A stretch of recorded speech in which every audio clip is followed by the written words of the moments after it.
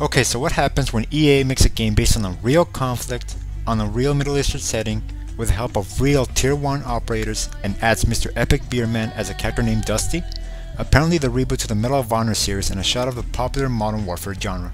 But with other titles not being so successful, will Medal of Honor be able to hold on its own against Call of Duty? What's up everybody, this is your host and welcome to my review of EA's very own Medal of Honor.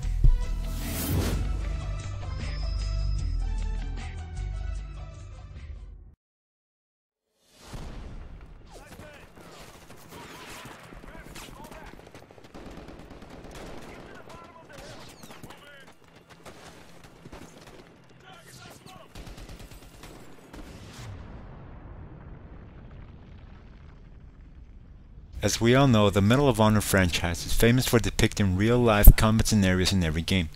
This time, however, Danger Close focuses on modern-day combat with their depiction of Operation Anaconda, a military procedure in Afghanistan which took place about 6 months after the attack of New York. Despite Medal of Honor's tradition on realism, it's worth to note that the British Special Boat Service and the Australian Special Air Service also contributed during the operation, so the story could have easily been longer with those two added into the storyline. The story plot is very basic, and it won't give that Michael Bay feeling that has been shown in another first-person shooter title.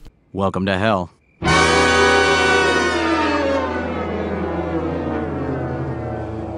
But the story is told so well and portrayed very realistically that it feels like a great roller coaster ride from Six Flags. Short but fun.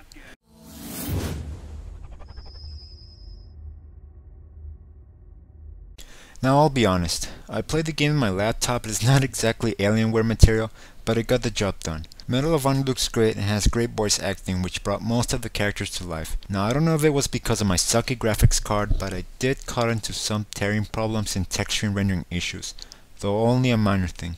In multiplayer though, the graphics seemed different, maybe because it was DICE who developed it. I was not able to play the multiplayer mode in Medal of Honor, so I can't give an exact review on it, but based on multiple gameplay videos, the multiplayer does look different due to the use of Frostbite engine. Nothing bad about it, but it makes you wonder how the campaign mode would have looked like if it ran on EA's updated Frostbite 2 engine.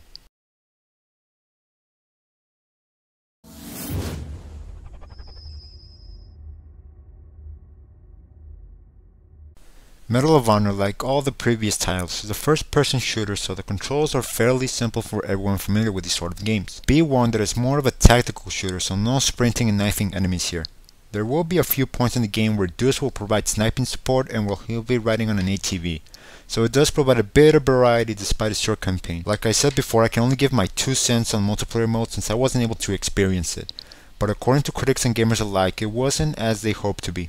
There are 3 different classes with different gear and weaponry that one can choose from: Rifleman, Special Ops, or Sniper. The maps are not as big as Battlefield nor as small as some maps in Modern Warfare. Again, the game is based on a real modern operation, so don't expect to throw down at Paris or Tokyo maps anytime soon. I also heard that the respawning system lags a bit. Enemies can tell where the player will be respawning next, only to snipe them in the head the first chance they get. Not Battlefield or Modern Warfare material, but not horrible.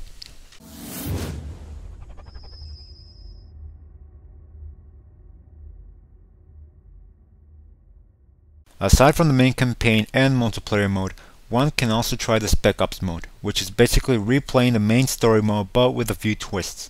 The enemies will be tougher, each level will be timed upon completion, and points will be given based on a variety of actions like headshot kills. Scores will be given out which can be then compared to friends online.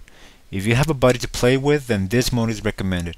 It will show how much of a badass you are, and how much you suck. If you get the limited edition, however, you'll be given a few added bonuses: a beta invitation to the highly anticipated Battlefield 3 by DICE, as well as a remastered version of Medal of Honor Frontline, and finally a few weapons for the multiplayer.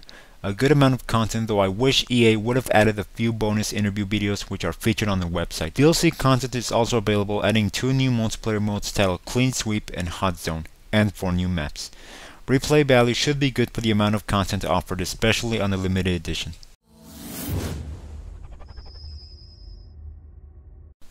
Great story, great sense of realism, and a great amount of content, only to be brought down by its not so great multiplayer, and a few other problems despite being praised by many reviewers, or at least most of them.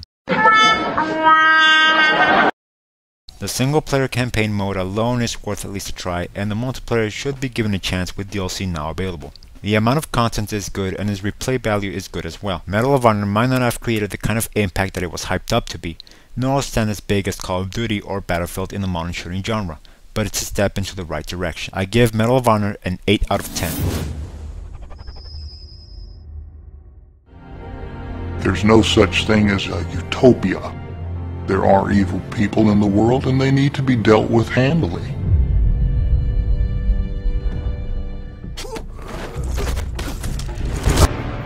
Medal of Honor, developed in collaboration with U.S. Special Operations soldiers. Thank you for watching another Titan Sub-Zero review by yours truly.